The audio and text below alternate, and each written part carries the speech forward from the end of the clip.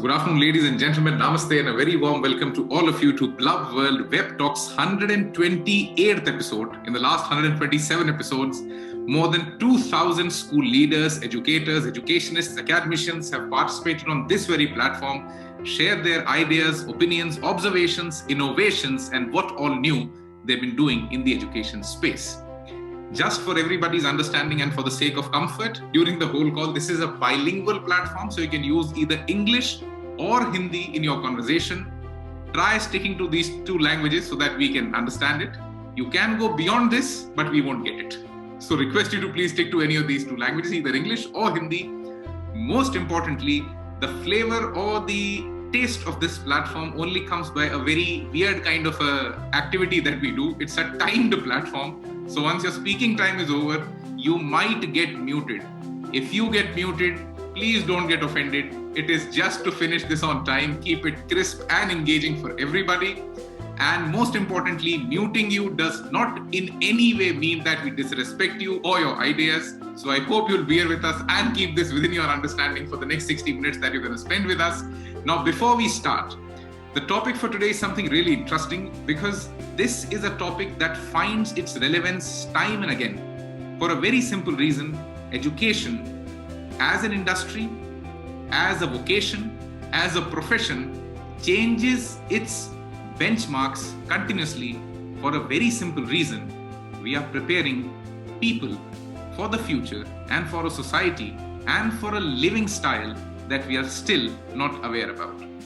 So for today's topic, that is the objective of education changing. So before we start, India has a very amazing concept about this, which we call sadhan and sadhya. ये दो हिंदी के शब्द हैं, दो हिंदी के शब्दों का अलग अलग मीनिंग है. Sadhan is a tool and sadhya is the target. You use a tool to reach a target. The target of human existence was happiness and welfare, and the tool for it was resource. And the challenge that we face right now is we think resource is the target because most of us work for money. So let's again think on these lines that have we really created a different meaning of things and words that we wanted, or it has happened over a course of evolution? So whom would we put responsible for this, and how do we think is the objective of education changing? आने वाले 5 साल 10 साल में शिक्षा के जगत में क्या क्या होने वाला है, कैसे कैसे होने वाला है, इस पे आप सबसे थोड़ी थोड़ी भविष्यवाणी, थोड़ा थोड़ा एनेक्डोट, थोड़ा आपका एक्सपीरियंस, ये सब कुछ हम जानने की कोशिश करेंगे. So first of all, thank you so much everybody for joining in. अगले 60 मिनटों में let's hear all of you on what do you think is the objective of education changing. So let me invite the first guest for today. इस पूरे platform का एक unique चीज है कि हम पूरी एजुकेशन वैल्यू चेन को एक साथ लेके आते हैं. We try to keep higher education, the KG to PG, the complete education ecosystem together for a very simple reason. You cannot isolate education anymore because technology has put it so much together that there is no isolation possible. Even for us, isolation from the digital world is not possible. So thank you so much once again for joining. Let me invite the first speaker for today to add the higher education perspective into is the objective of education changing? Mr. Jyotishman Datta, who's the managing trustee of Downtown Charity Trust from Guwahati, Assam, India. Jyotishman ji, a very warm welcome to you. The next 3 to 4 minutes are yours. Please unmute yourself and a very warm welcome to the platform. Thank you so much, Daksh. You've given me a hard job to actually start the conversation. That's always the hardest thing to do. When you talk about what has changed, let us look at education. We always talk about education, the goals have changed. But who was education for? Till about 40 to 50 years back, education was only for the privileged classes. It was the nobility, perhaps the rich class who could actually afford education. It was understood that this education is not for all. If you look at even our systems, traditionally, the masses never even had access to educations. Education as something for the masses is something that's honestly a very new concept. In India, maybe it is still working on it. Even in the Western world, I don't think it's older than maybe even 100 years. Now we are looking at a process where we want to make the whole population literate, looking at the GER of 50%, but these are targets being only set now. So when you say the whole objective of education has changed, this is the first change. Because the basis change is we are not looking at education as a privilege. We're looking at education as a right. That is the biggest change that I think education has gone through. So you can understand human evolution for the last 10,000 years. Formal education has only been put for the masses in the last 50 to 100 years. So education in terms of institutionalization education has gone rapidly only the last 50 to 100 years. So what do we know about institutional education? We are still learning that. We are all trying to figure out what is the process of it. And so that is something I think the idea has to be evolved from everyone. When you try to educate millions, like what we are trying to do in India, obviously a lot of things change. You're looking at a different form of education. Perhaps it's a more masses driven education. But in that mass driven education, how do you give the same quality, the same ideals, the same principles is the biggest challenge that I think a country like India faces. I think that is the biggest change that we have to deliver. Education in terms of quantitatively, it is just simple literacy that is being provided. Now, even the new education policy is talking about more. We are not looking at someone who knows to speak the basic language of English, does the basic mathematical calculation, something more. Spiritual education, holistic education is the term that is being used. So that is the biggest change, I think. We're looking at first delivering this quality. That would be the biggest change that we're looking at in terms of higher education. Every country in the world is in a different, what do I say? It's in a different generation. Maybe India today, we are targeting 50%. Some Western countries reached that maybe 50 years ago. Some countries will reach maybe 30 years later. But it's a process that I think all countries are evolving in the same way. Same thing, one thing that you have to understand, because now suddenly everyone wants to get educated, access to education is a big issue and education has become costly. So when education becomes costly in the short term for people, say in India or a developing country like India, it's a huge investment. So when families look education and terms of investment, they also look it in terms of returns. So there the question of money comes. Short-term interest of a lot of families and a lot of students, sadly, and I don't know, unfortunately, fortunately, is placements, and at least in the short term, just to raise the money that they invested in it, because they really cannot afford to do beyond that. So that in a way kind of summarizes why money has been one of the biggest driving factor for most people choosing colleges and how do they evaluate what they're studying. So you have to also understand that this is a valid point. So this is a very basic thing. I will try to also hear from the other speakers and understand what their perspectives are. So that's all I would like to say to start with. Thank you so much, Utheshmanji. To summarize what you said, you started with education for the masses being a very new concept. और ये बात हकीकत है. When we even talk of a country like India, जहाँ हम लोग we think and talk about civilization that goes beyond 5,000 years, education was always for the privileged class. उसको privileged class से सबके लिए बना पाना is a big investment जो कोई एक जना अपनी जेब पर नहीं ले सकता. So that's where the biggest challenge comes in, and that's where a parent looks education with the perspective of an investment. And when you invest something, you always want a return on that investment. And that's where the sadhya or the target changes to money rather than the wellness, the welfare, the happiness all around education. And then you moved on to the education from a privilege to a right. अब हम उसको as a अधिकार claim करना चाहते हैं. And when you want to claim something, and with that kind of a pressure on education institutions, it becomes a very big challenge कि आप इतने बड़े masses को पढ़ा भी लें और क्वांटिटी भी क्वालिटेटिवली भी उन्हें बेटर कर पाए. होलिस्टिक डेवलपमेंट एनईपी बात जरूर करती है, but a very India just got a new education policy that right now is being talked about a lot because it's very progressive, as most of the educators say. But the biggest challenge with that policy is the first person or the first student who will get benefit from the NEP would pass out this education system in India in 2040. So there's a long time to work on to actually get the final product coming out of the NEP. But yes, it's some good steps in the right direction. NEP going beyond literacy, education becomes a huge investment. And I think that's where the discussion has now moved. कि अगर हम education को investment consider करेंगे, so are we ready to consider education as an industry or as a business? Because when we talk of a country like India, in India, education is a subject of the constitution, is a not-for-profit activity. But when your buyers, when your consumers look at you as an investment, I think the benchmarks might need a little bit of tweaking here and there. So let's now understand a little bit of a foreign perspective on, is the objective of education changing and how is it changing? And with the perspective of the student, with the perspective of the parent, and with the perspective of the institutions delivering the education, let me invite the next speaker for today, Mr. Alan Shaw, Principal and CEO of the Knox School from Melbourne, Australia. Mr. Alan, a very warm welcome to the platform. The next 4 minutes are yours. Please unmute yourself. Thank you very much, and welcome to you all. It's my pleasure and privilege to join you, and I am very grateful for the invitation. It's always good for me to stay in touch with India. It's a favoured place of mine, albeit I haven't had the opportunity to visit recently. In Australia, the context here varies enormously. Obviously, our population's much smaller, but our education system's very fragmented too. So what I will do is speak from the perspective of my school, choosing the elements that are able to be generalised. So what we're discovering in Australia is we have a bit of a dichotomy occurring, that the academic journey that's required to pursue tertiary education ends up giving each student a number. And that is now starting to be regarded as impersonal and rather transactional. And in fact, you can get into university not using it as well. There are other pathways. But for a school like mine, which is quite academic, that becomes still an important factor for our parents and for our students. All of our students, bar one or two every year, go on to university.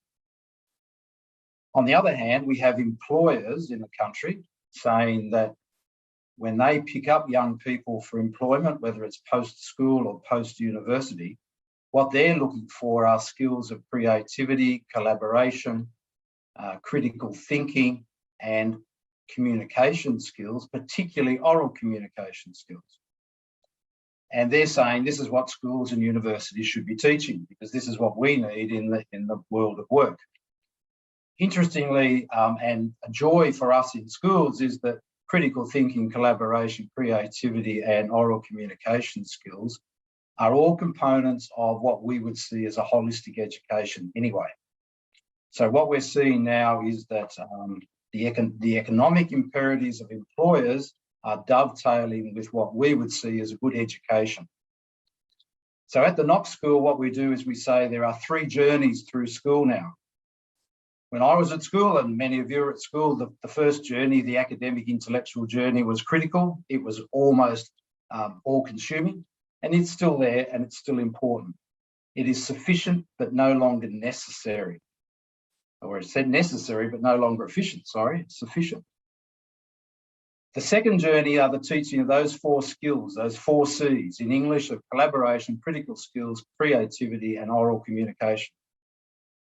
The third journey is the development of the young person's character, developing their moral framework. And then the last C that we use, the sixth and last C, is the contribution that young person makes, not only to their own well-being and a future, but to their class, their school, their family, and their broader community. So we're saying to all our students, you need to be doing and giving as well as receiving. So we say then 3 journeys through school: the traditional academic journey, the second journey of the skills of the 4 C's, and the third journey are the 5th and 6th C's of character and contribution. And I'll stop there. Thank you, Alan. You added a very good perspective to the discussion, and rather than good, I would say a very detailed perspective, because this segments the whole education system into journeys. And I think that's a very good approach to look at it as a journey, because yes, while we are in the process of education, education is not something that's an end. Education is not the target. Education is not the sadhya. It's the sadhan, it's the resource. So looking at it with the perspective of a journey, and that also fragmented or divided into these sections, is something really a new concept that comes to the table.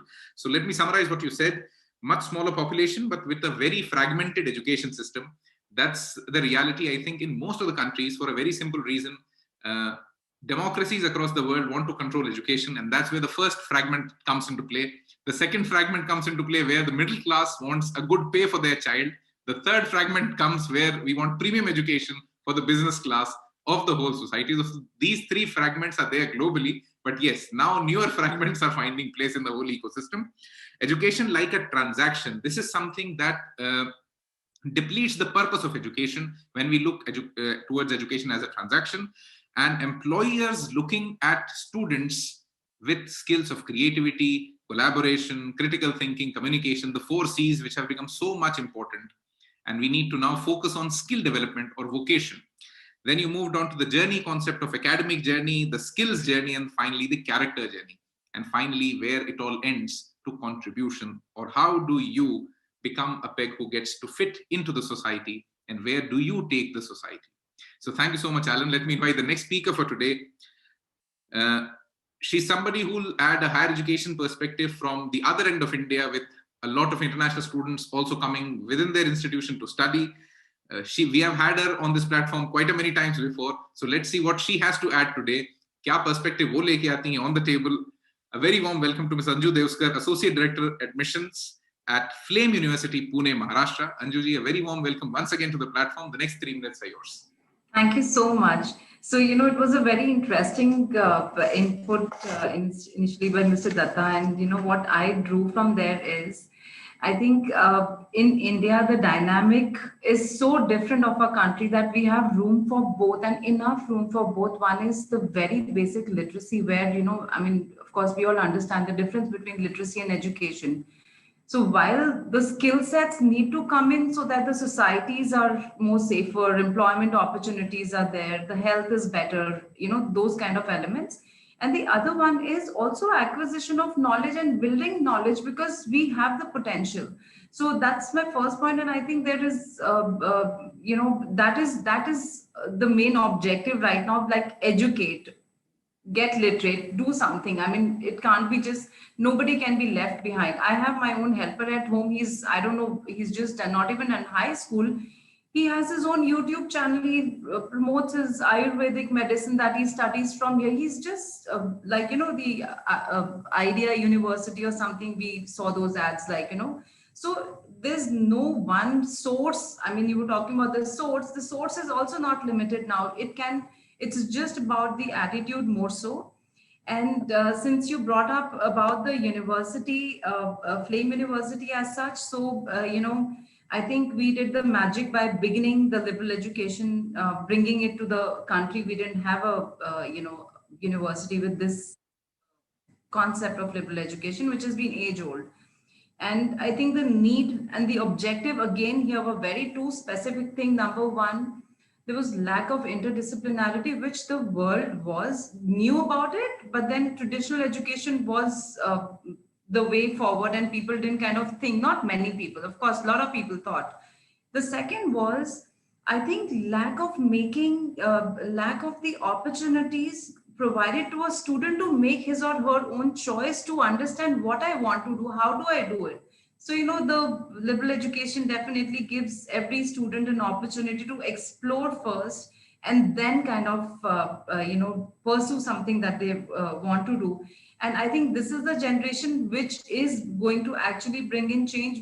They are much smarter than us. We don't need to kind of teach them. The best we can do is not to become a roadblock, because these guys are really self-directed learners.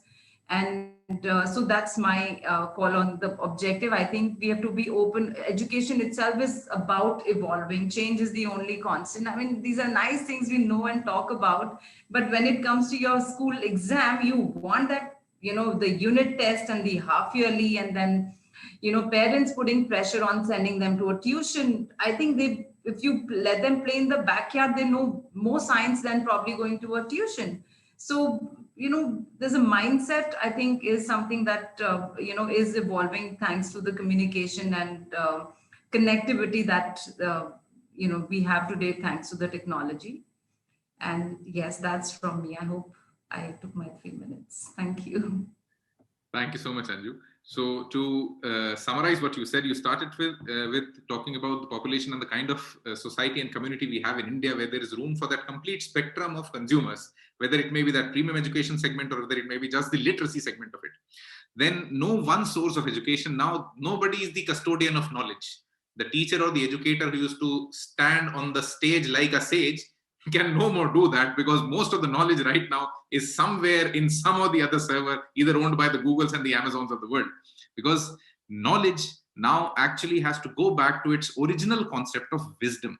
What you're teaching in a school till now might be a lot of information that has been categorized into content. But now what you need to teach is decision making and thinking. It has gone beyond just mere information transfer or content transfer. Lack of interdisciplinarity is something that India was deeply, what we can say, infected with. But now with the NEP coming into place, we will be understanding this much better, that let education not be bound in silos of subjects, because everything at the end of the day comes together when you go into real life. Let educators not become roadblocks. I think that's the biggest role that every educator has to play right now across the globe, because this is a generation of self-designed, self-directed learners or active learners, because they know that the source of information is equal and democratic for everybody. So this is where the change in the role of a teacher comes in. Thank you so much, Anju, for adding this perspective. Let me invite the next speaker for today. Now we'll have a perspective of a school on what do they think, how it's changing for them, and what do they think is the objective of education and how is it evolving right now. Mrs. Madhu Wal, Principal, DPS STS School from Dhaka, Bangladesh. Madhu ma'am, over to you for the next 3 to 4 minutes. A very warm welcome to you to the platform. Good afternoon, everybody. I think the objective of teaching learning has been dynamic right from the beginning, and it has been evolving right from early humans. The traditional Gurukul system and the Western education have evolved over the years. And since industrialization, it has changed rapidly. The 21st century and the current pandemic have pushed the frontiers and served as a catalyst for further changes. Today, the demands for creativity, innovation, and higher order thinking skills take top priority. The basic thrust on content actually has given way to acquiring skills like collaboration and critical thinking, analysis, synthesizing, applying knowledge to real life situations, problem solving, etc. Education has to be concerned about issues like climate change, environmental issues, social issues, terrorism. In fact, the very survival of the human race and the conditions for the future generation. What kind of a legacy are we going to leave for our children? Now, because of the changing requirements of the job market, the objectives of education are also changing as well. We now have to equip our children to face the challenges of the future.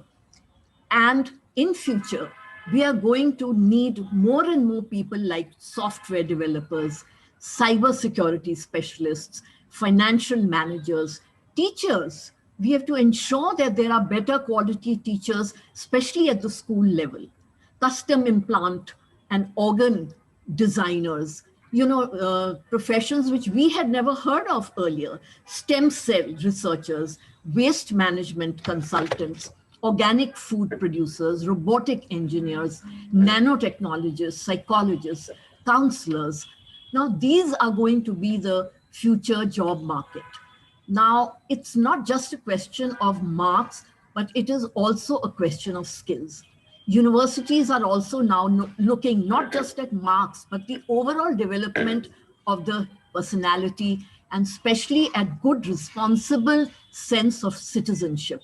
That's why community service is given a lot of importance in good university, and personality traits like empathy, broad-mindedness, global issues, inclusiveness, these are given importance. We need to create thinking workers equipped with the talents of flexibility, recognizing the constancy of change in a very dynamic world. And I'd like to end by saying that we don't just have to prepare our children to face a cruel world. We also have to prepare our children to build a world which is a little less cruel. Thank you so much. Thank you so much, ma'am. Not only preparing them for a cruel future, but letting them know that they have to create a future that's not cruel and that's more empathetic towards people. And you used the term thinking workers.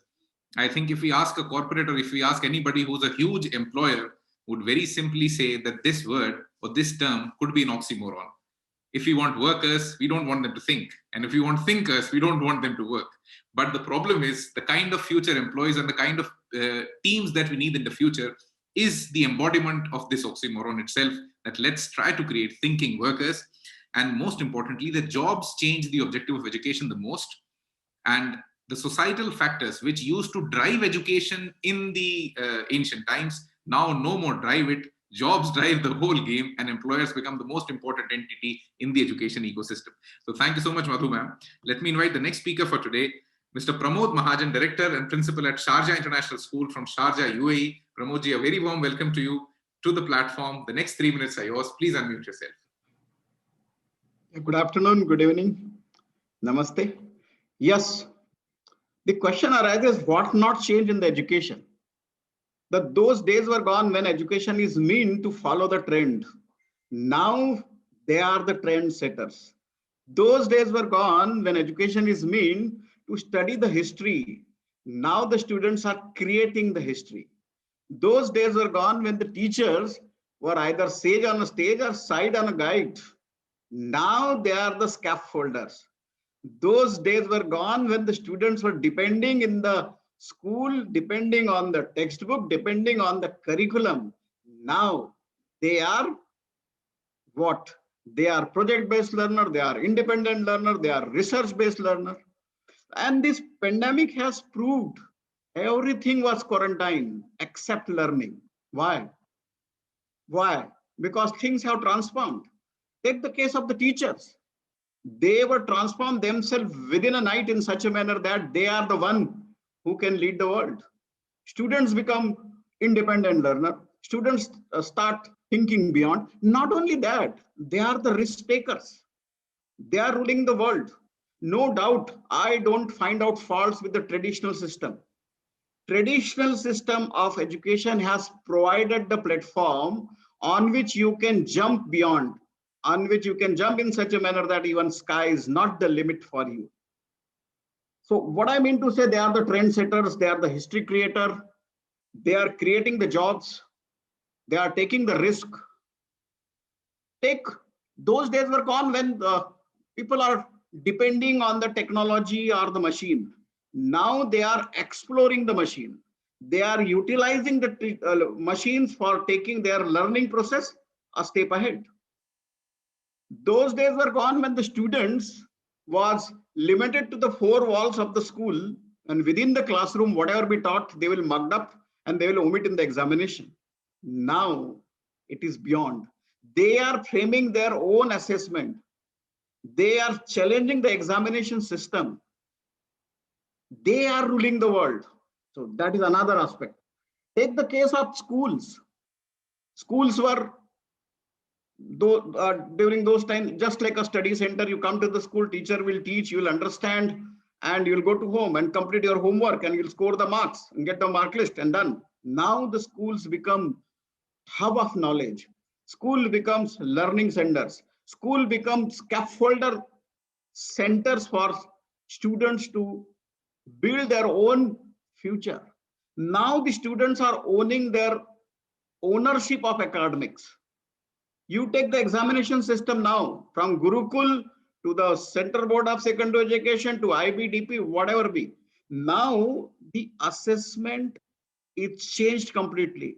It is neither formative nor summative. Now the learning is assessment as learning, and assessment in learning is taking place. The role of the universities has changed. Those days were gone when the marks and this and that. Now it is skill-based education. Degrees does not have any value. And you name the company, you name the whatever be, the Indians are ruling. Why?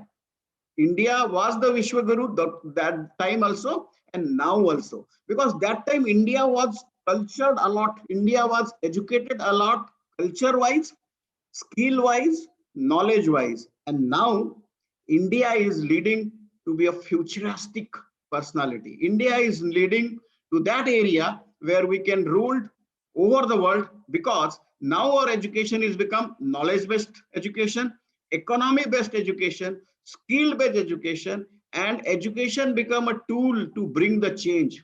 That change which is rapid, that change which is constant, that change which is volatile. So that's the form of education. Everything is changed. Schooling is changed, teachers are changed, curriculum is changed, assessment is changed, students are changed, parenting is changed. Now there is no scope of parenting academic bossing. Now parents are become friends of the student. They are giving their shoulder to the students to come and cry. They are enjoying the blunders of the students. They are providing them the facilities, assisting them by telling their success stories and telling their stories of the failure to build the future.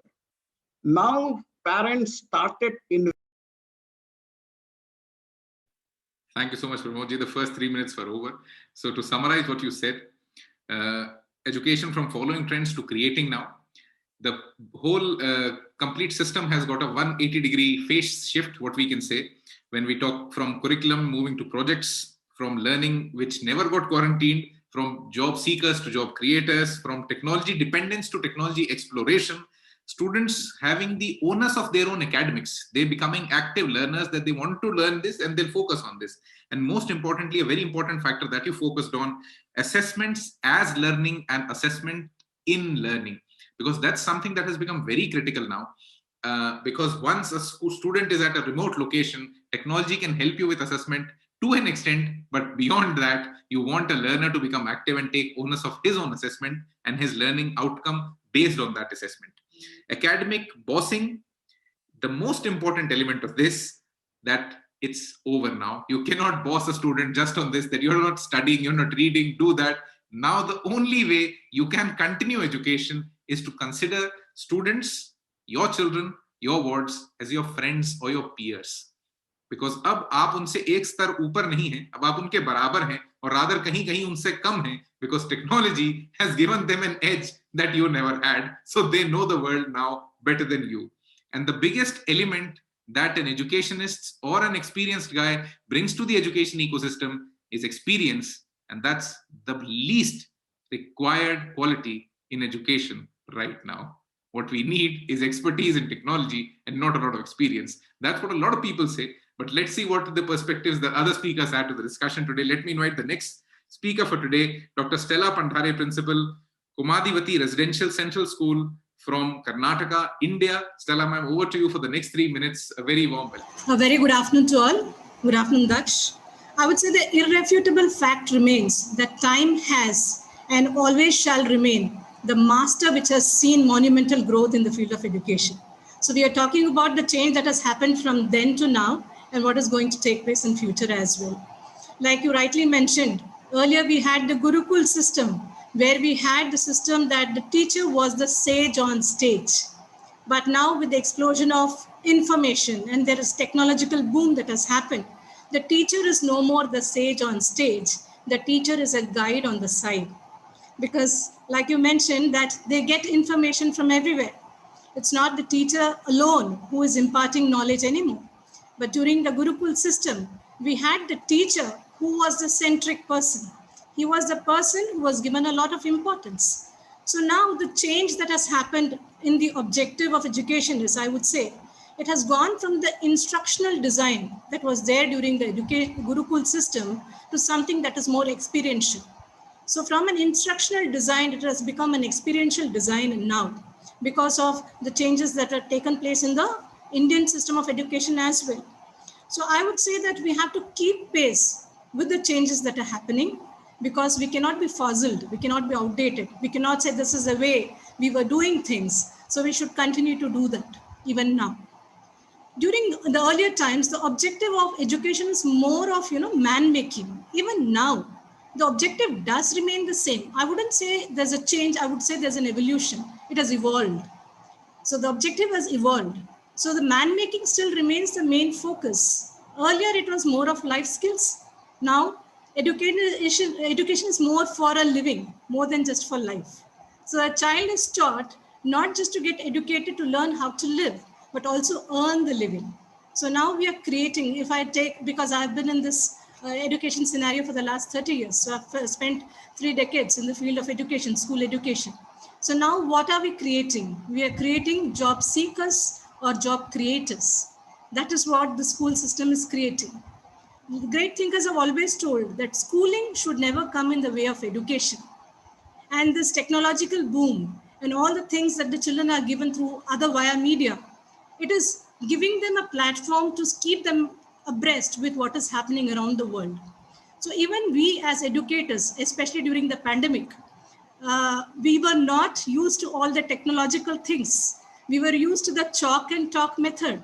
But suddenly when the pandemic came in and we were, forced to learn all the technology, the teacher tribe did not give up. The teacher tribe ensured that they learn all the technology that came their way. So the teachers can never be replaced is something that I would say. I would disagree with what Daksh said, that teacher has been replaced by technology. I don't think technology can ever replace a human being. The teacher can never be replaced in the field of education. I would say that education is a journey which the teacher and taught have to embark together based on experiences, based on experiments, based on exposure. So I would say there is no change, but there is an evolution in the objective of education. Thank you so much. Thank you so much, Stella, ma'am. To summarize what you said, instructions से experience की तरफ resilience teachers की बहुत ज़्यादा important रही इस पूरे phase of change में, and the way we see it, technology was just sitting outside of the principal's office and the door was closed. And once the pandemic came in, he just barged in. And he didn't listen to anyone at any point of time. And that door that was shut now does not exist. So that's the way change happened. Now we call it evolution because we want to make peace with it. Because we never wanted technology in a school. We never wanted a mobile phone in a school. And the problem is the school is now in that very mobile phone. So now we need to make peace with it and find our ways of making education effective over this technology and how it becomes more and more effective in the coming times. Again, going back to the topic and now before I invite the next speaker, is the objective of education changing? इस एक सवाल के पीछे बहुत सारे perspectives हैं, क्योंकि when you look at the whole complete ecosystem that you are in, there are many stakeholders and everybody has a different objective of why has he opted for education and with an institution of your capabilities.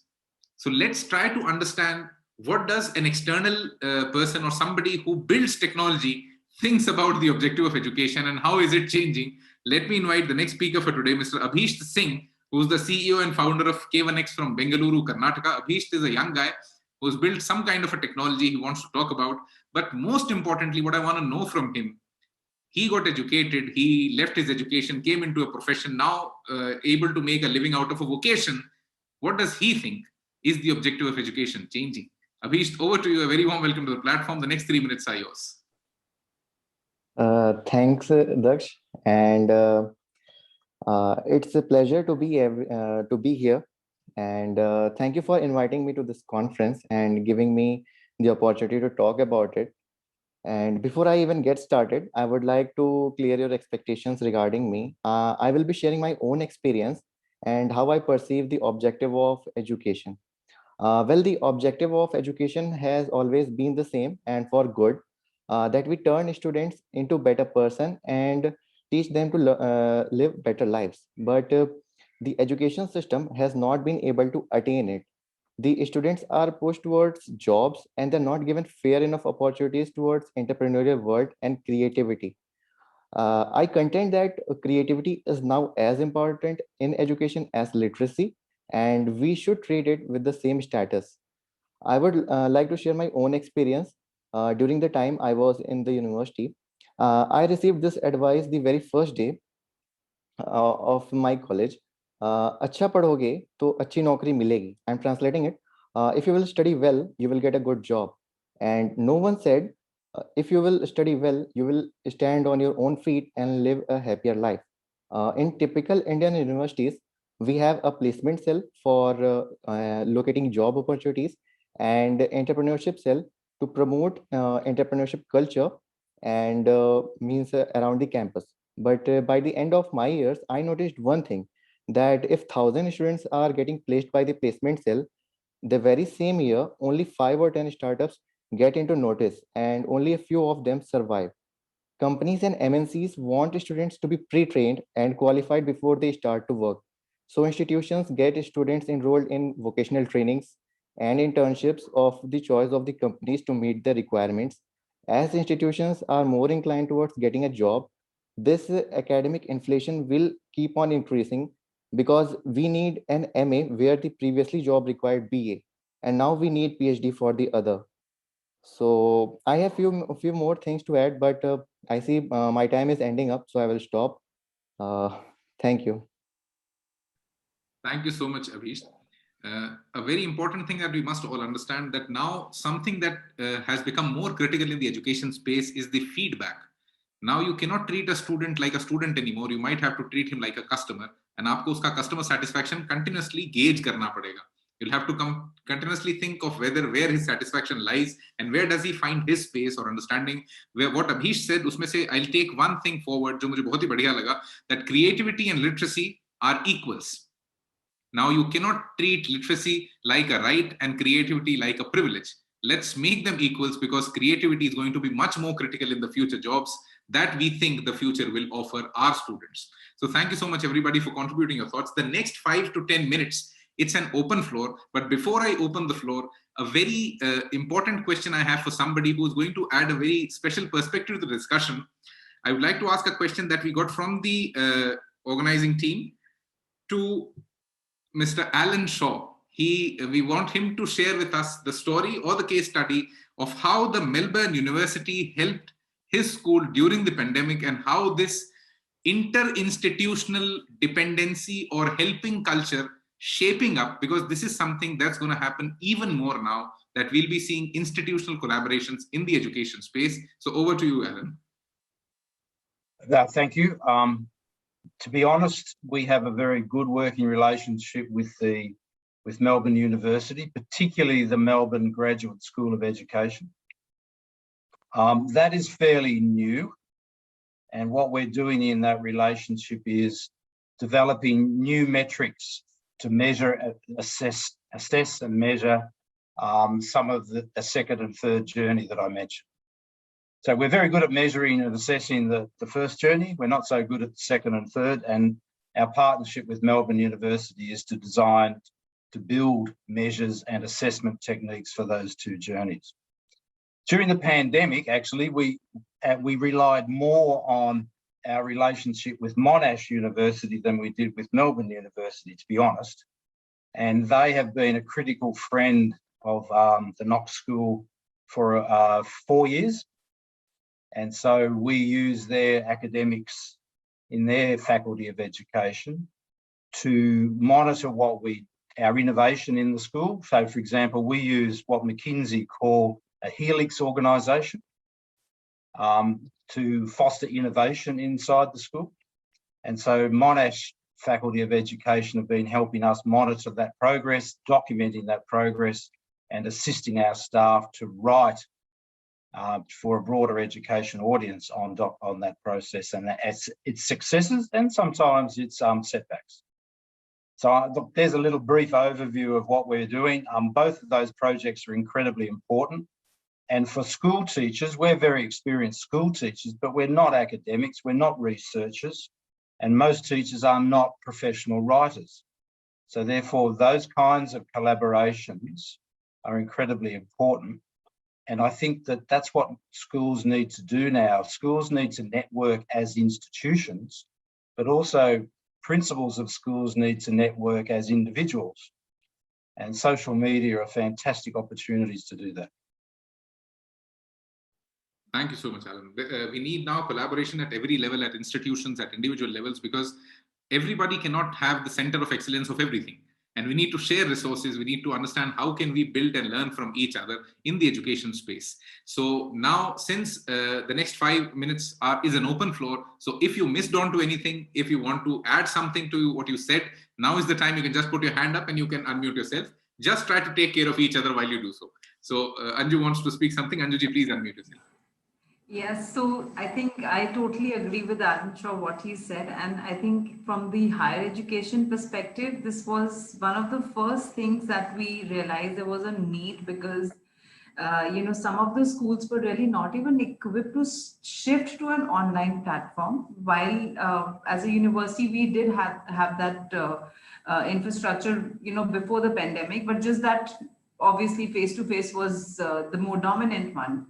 So what we did was immediately kind of reached out to many schools, and we gave them these, had a module for the teachers training where you actually delivered lessons like how to even differentiate in an online session, how to kind of take a feedback, and like how to actually move, like how would you generally teach in a classroom, though it can never be replaced. I just totally agree with the Miss I think Stella, like she mentioned. I totally agree that can't be replaced.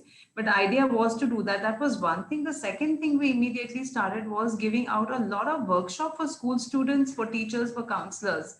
For example, just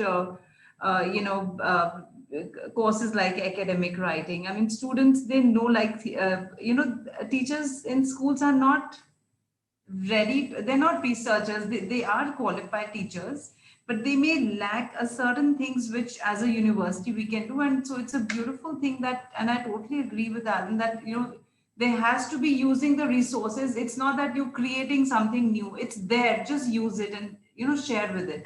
So we are very progressive, and it's a really, really great opportunity to hear such thoughts from the principals as well. Thank you. Thank you so much, Anjuji. So the discussion was started by Jyotishmanji. So I would like to have his closing thoughts before we move on to the next section of the discussion. So Jyotishmanji, if you want to take the next 1 or 2 minutes for your closing thoughts.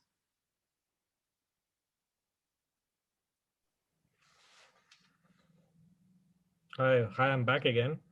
See, when you asked a very large scale question to say so, Daksh. So there is no 1 point agenda. What I started with was a very general, it was a very macro perspective of it. From everyone's perspective that we are talking, as new perspectives are coming in. So I think that is how the objective of education can change. There is no objective of education. There are multiple objectives of education. Sitting in one corner of India, my objective is entirely different. What our university is targeting is entirely different. So when you have 800, 900 universities in India, you have 900 objectives then and there. So that is perhaps the biggest change that is happening. And then each university has to find that space. You cannot have generic institutions that all are giving the same things. We provide this, we provide that. You can't have the same taglines. We have great faculties, we have great infrastructure. That is taken, that is accepted. You have to have it. But what you're providing, we're catering to an entirely different kind of students, different kind of parents. They're looking at different things. So each one has to be that. So we're looking at 800, 900 different perspectives of education, perhaps in India. So that would be the biggest change. And I heard one perspective about teachers. I think teachers are going to have the toughest time in this evolution. 50 years back, we always see that why were teachers respected? Because teachers had knowledge, they had passed it on. Every teacher now is competing with Google, and it's impossible. Teacher has 1 degree. Students have access to, sitting in any village in India, they have access to notes of practically everything in Europe, everything in US. It's much, much, much harder. So being a teacher is going to be the toughest job in the coming years. So that is taken. That is another thing that's going to be done. They have to be really up for it to teach students, not to give them knowledge, to tell them what to learn, what to not learn will be the harder job. And also to teach what Google can't, probably. Absolutely. That is hard again, very hard. Trying to find that balance, what technology cannot do, let's teach only that. Absolutely, yeah. Yeah. No, I have very strong disagreement with both of them. Teacher, no one can replace a teacher. That is one thing. Even whatever with the technology, that is a sophisticated add to the teacher only. No, we didn't say replacing. It was just no coaching classes. No coaching classes can replace the class teacher. No colleges. They're blah blah blah blah talking. We have this, we have that. We are merging this. We are giving these experiences. Those days were gone. Now student knows that thing, what the college education is, and they are not dependent at all. They are distance learning. They are online learning. They are doing self research. They are with the technology, they are with this webinar of the greatest philosopher, greatest scientist, greatest teachers. They are not depending now. This is a complete 360-degree change. The bad time will not come to the teachers. Bad time will come to the so-called universities, which are mushrooming here and there. Bad time will be for them, not at all for the teachers. 50 years ago also teacher was respected. Now also they are respected, and till the centuries they will be respected. What will happen? Those teachers who are technologically very sound, they will challenge those teachers who are less techno savvy. And those teachers with the we can say the courteous competition, they will change themselves. They have proved that thing within 24 hours. They started utilizing the Zoom in such a manner that even the Zooms were not thought. In the break room, the Zoom break rooms, in what way that can be utilized?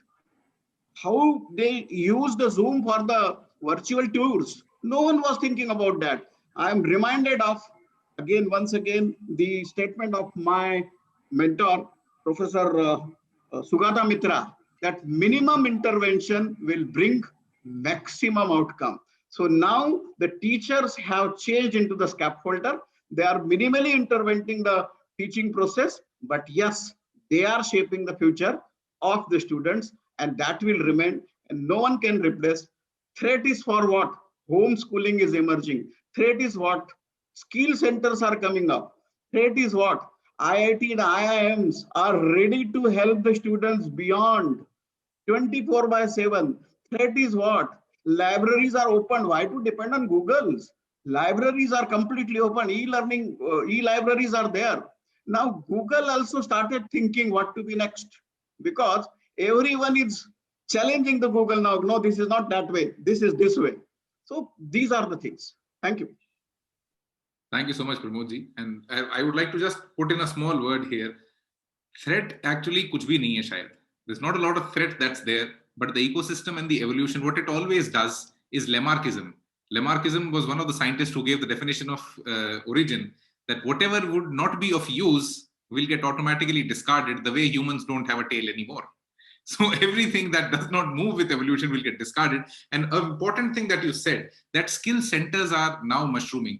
And most importantly, these skill centers will be powered by universities. This ecosystem, that's the reason, very simple reason why on this very platform we have the complete value chain of education, is for this very reason. Everybody is reinventing. The positioning of a teacher or the branding of a teacher has now to be improved, made more aspirational. I think if somebody wants to add a perspective, you can just put your hand up and the next 1 or 2 minutes will be yours. Most importantly, the way we position education, as far as the perception is concerned in the society, that has to dramatically change. And when I say dramatically, that's for a very simple reason. A teacher now has to become very theatrical when he wants to teach. And more importantly, you need to impact people on a level that's beyond superficial. You need to touch their hearts, reach out to their wisdom, reach out to their understanding with minimal intervention. Alan wants to say something. Alan, the next 1 minute is yours. Thank you. Just for a second, for nearly 30 years, because I was involved in the very first laptop programs that came into schools in Australia 30 years ago, I've always said to teachers that if you can be replaced by a machine, you should be replaced by a machine. If, on the other hand, though, you build relationships with your young people and you provide them with an attainable challenge, then you will always be in employment. Thank you. Absolutely. So if you could be, then you should be. Jyotishmanji wants to say something, please. You're mute. You'll have to unmute. Teachers were always information givers. Now teachers have to be direction givers. That is going to be the biggest change that is happening. Absolutely. So from Madhu ma'am, please. Yeah, what I wanted to say is that in the future, there's going to be a greater and greater demand for more skilled teachers because of the challenges involved. You need more skilled teachers, and it's high time we did something about the salary structure and the social status, especially of school teachers, because it is becoming harder and harder for schools to find competent teachers who are actually equipped, from all aspects to impart the kind of education that we are looking at, because it's no longer just opening a textbook and just teaching.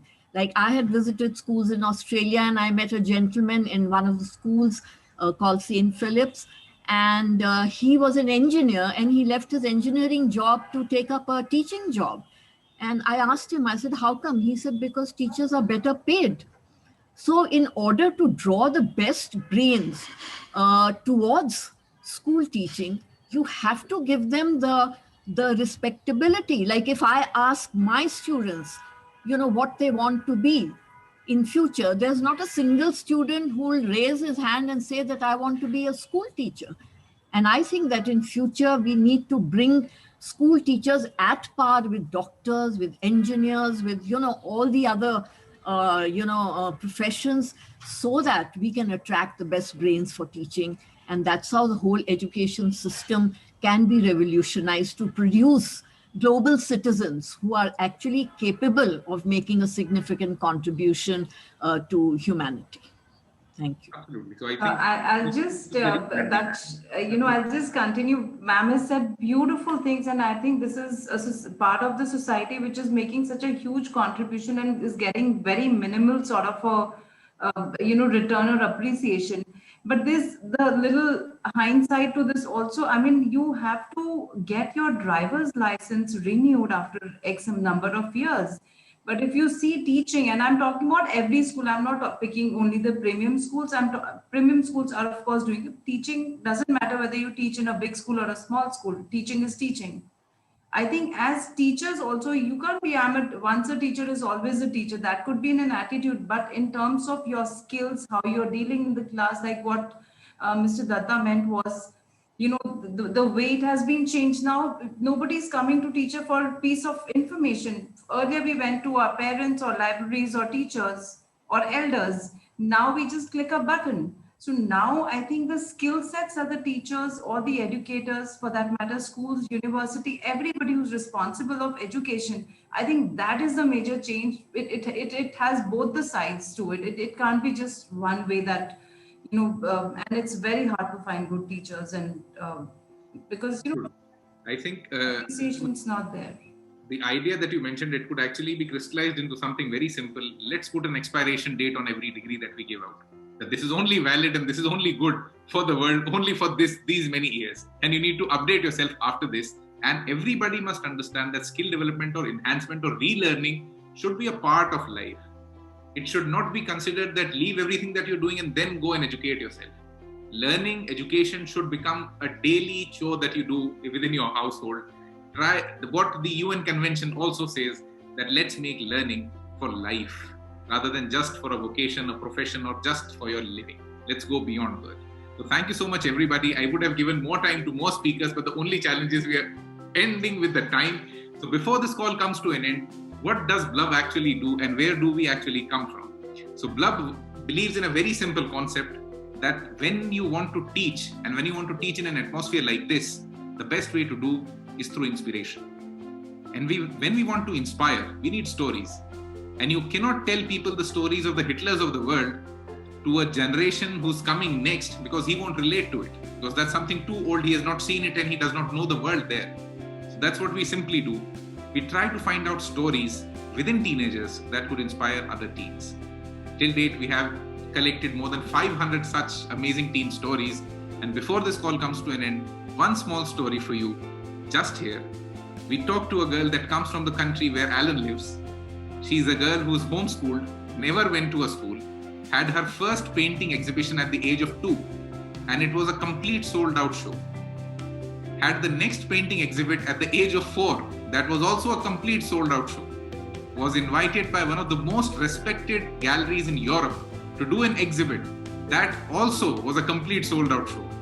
She right now earns in millions, and she's only 13 years old, and she has won the title of the world's youngest professional painter. And that's Elita Andre. That was the cover page of BLUV World some days back. And we had Elita talking to nearly 10,000 children on such a Zoom call. So what we simply want to say with this, try to find stories, try to find inspiration within their peers so that they'll get inspired more, they would want to do more. And for just this purpose, BLUV World is initiating an activity this year, which we are calling the World Teen Parliament. We'll be selecting 100 amazing teenagers from across the world to find more stories, to build more stories, and become more and more responsible towards their own ecosystems. So if you have any teenager around you who can really change the world with his own bare hands, then we are waiting for those teenagers. And most importantly, never ever lose your hope in education. We need to rebrand teaching, not forget education. So thank you people for being a part of the BLUV World Web Talks 128th episode. I hope you enjoyed. If you did, and if you want to attend the future sessions, you can open your audio, say a big yes, and thank you so much for being a part. Thank you, Daksh. Thank you. Yes, thank you, Daksh. Good, Daksh. Thank you. Thank you, Daksh. Thank you. Thank you. It was great. Thank you very much. Bye-bye. Thank you so much.